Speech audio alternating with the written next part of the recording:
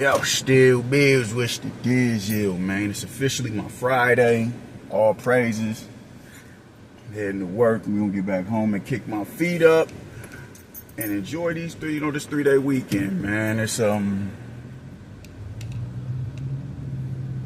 happy 4th, I guess, if that's what you want to call it. But Pete game, man, we gotta get into this shit immediately, man. And that is David Benavidez pulls a rabbit out the hat and decides to go over there and fight in Saudi, and I have no criticisms of it. I have no criticisms of it, man. I'm glad he did it, if we being real. And with that, if there's any clarity to what it is that he's saying, if there's any clarity as to what it is that he's saying, that Canelo wants him to fight him on the, he wants Canelo to fight him for the fourth fight for his, for his deal. All right, then cool. Then this may be an indication that Canelo is gunning for a David Benavidez fight. And I'm all for that. I'm all for that. But the fight we was asking for was that with Callum Smith. That's the fight that we wanted, but I'm not mad at this fight because I do think it's a 50-50 fight. And this is a chance for him to prove that he is one of the better dudes in the division. If you beat Anthony Yarde, I don't think Anthony Yarde is better than Callum Smith. No, I do not. But I still think him and Yarde and Smith is a 50-50 fight because Yarde has a style that is not conducive to Callum Smith. I think people are really getting the game fucked up with Anthony Yarde because of how he looked against Lyndon Arthur. Lyndon Arthur is a dude who's a fleet-footed fighter. So he had to go on a hunt to find that dude. He had to go on a hunt to get him. And when you've been in the ring with somebody for the third time, you tend to know him a little bit better than you did initially. You pick up on his tendencies a lot more. You pick up on his rhythm, his punch patterns. You pick up on everything, his habits.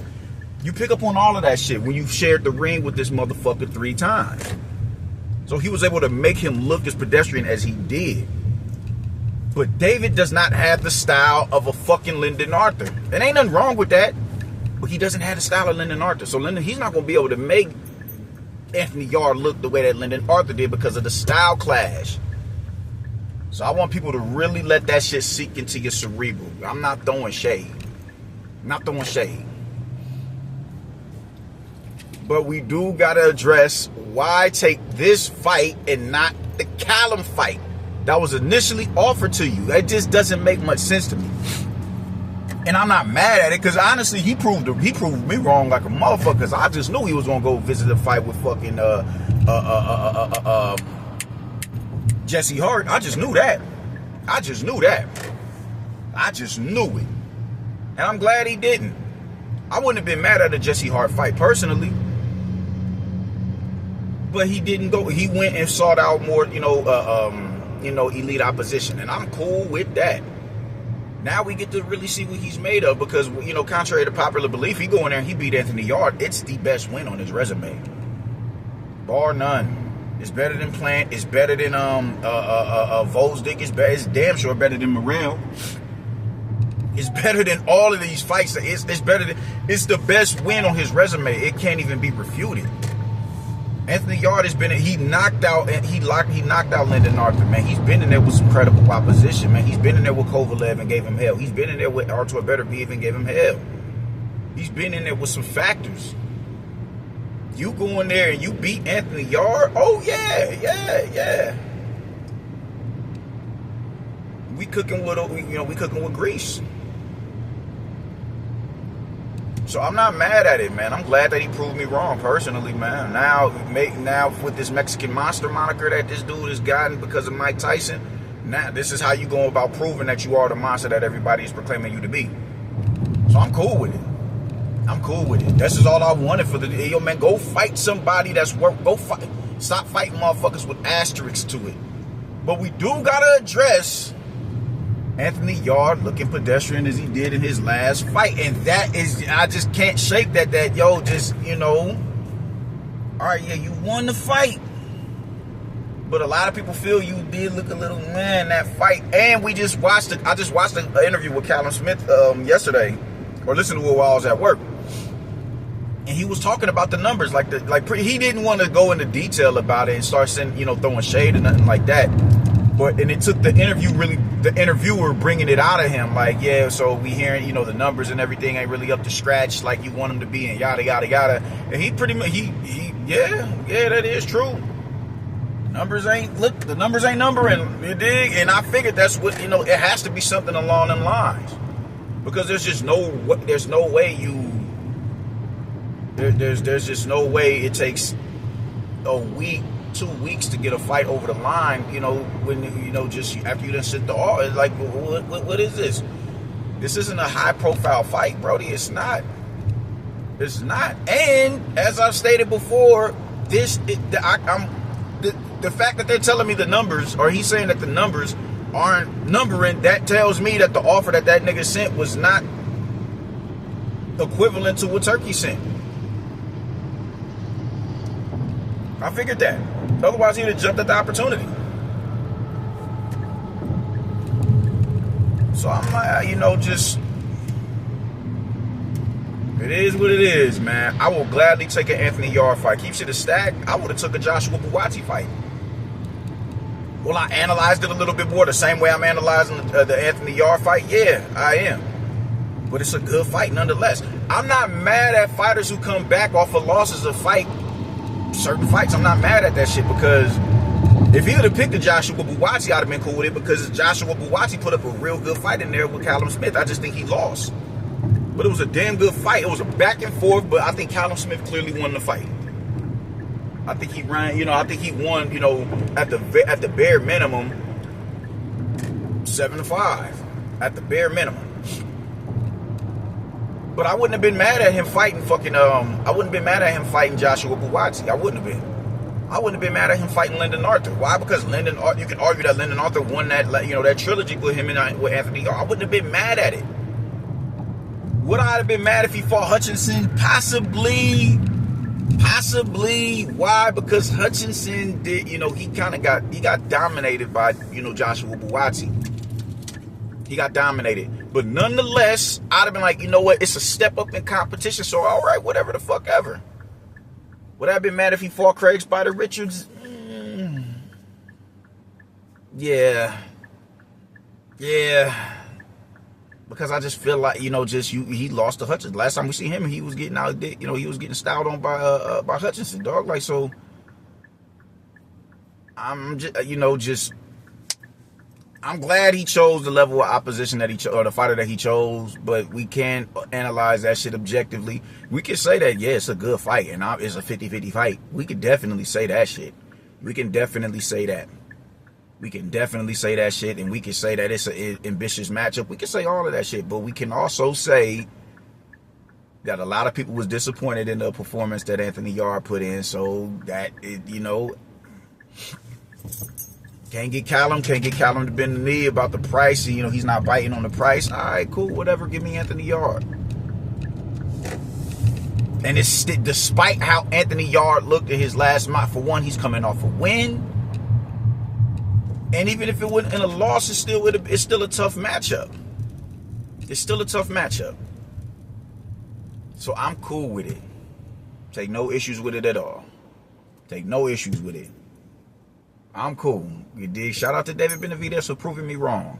We'll be back on Nuke's platform more than likely tonight, because this is a pretty big story. This is something worth discussing. And I want to talk about it. Man. I want to get on the platform, and I want to highlight all these niggas, and I want to. And if he goes in there and he beats Anthony Yarde, he's getting full credit for that.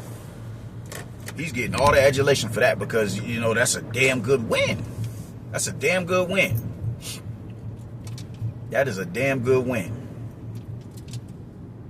This is all I've been personally asking for the dude, man. Go and fight some damn body, man. Stop with the premature titles and accolades and everything. Go out there and actually prove. You dig? This is all I've been at, and he's doing it. Salute to you for doing that. I'm glad you fighting Anthony Yarde. If you lose to Anthony Yarde, but you make it competitive, am I gonna have something to say about it? Yeah, I am. I'm gonna analyze it the same way I'm analyzing this Anthony Yarde fight.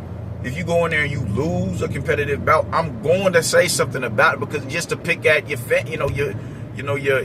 sycophants. Yes, I am going to pick at them. I definitely am. But if you lose a competitive bout to Anthony Yarde, how are you any different than a Lyndon Arthur? Nobody's looking at Lyndon Arthur as, what the fuck out of here, Lyndon Arthur. No, he went in there and he put up a tough fight. And a lot of people feel that he won. If you can give us that type of performance with the Anthony Yarde, it proves you are deserving of being a fucking light heavyweight. But what it also proves is you're not head and shoulders above the rest of the competition. That's what it would also prove.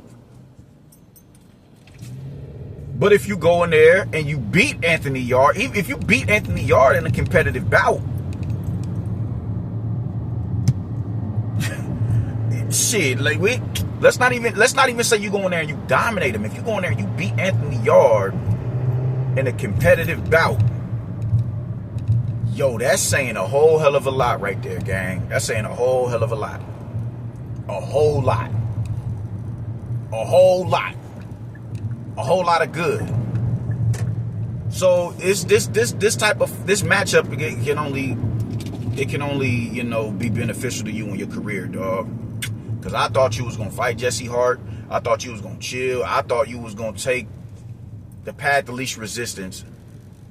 And if what Turkey was saying is true about you getting a Canelo fight for his fourth fight, I figure, you're going to take the path of least resistance until he gets that fight. That's just the mindset that I've been in when it comes to you, because that's what you've proven over your career. But for you to take this fight shuts me all the way the fuck up. There's nothing I can say about this.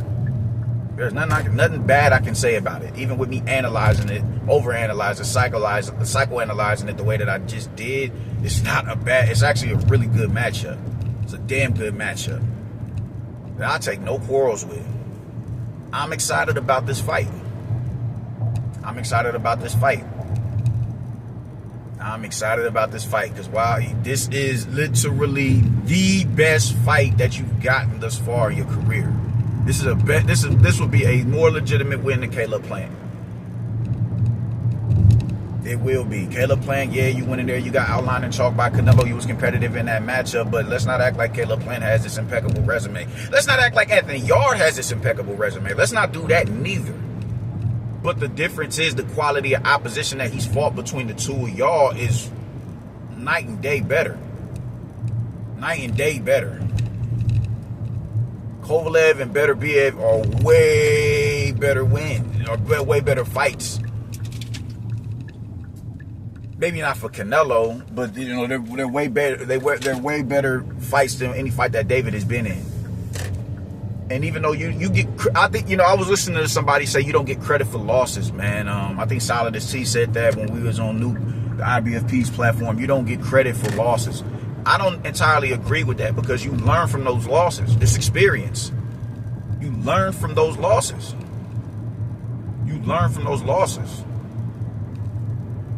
You're not going to get credit. And even with shit, as I stated before, look at Lomachenko. In that loss, it was a win in the hearts of the fans, because they booed Devin Haney. And to this day, people still have this egregious disposition with Devin Haney because of that fight. People still feel some type of way about that. So in a loss, you can gain something in the loss depending on how you lose, depending on the loss. You gain something. So when you look at Anthony Yarde fighting Sergey Kovalev and Artur Beterbiev, those were the biggest punches in the division. So